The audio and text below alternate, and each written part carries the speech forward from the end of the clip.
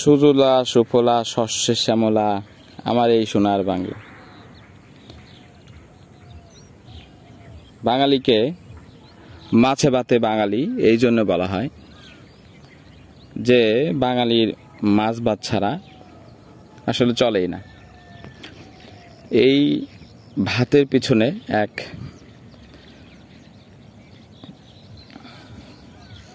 অসাধারণ গল্প লুকিয়ে আছে যে ভাতটা আমাদের সামনে আসে, তার পেছনে অনেক পরিশ্রম, অনেক ত্যাগ থাকে, তারপরে ভাতটা আমাদের সামনে আসে।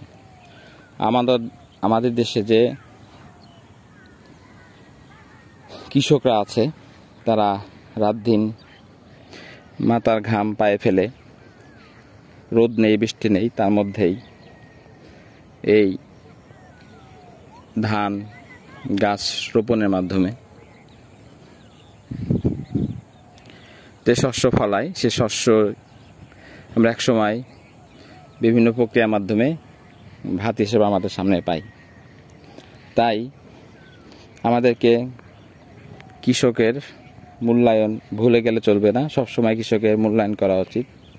যে কৃষি না থাকলে আজকে আমাদের অর্থনীতি, আমাদের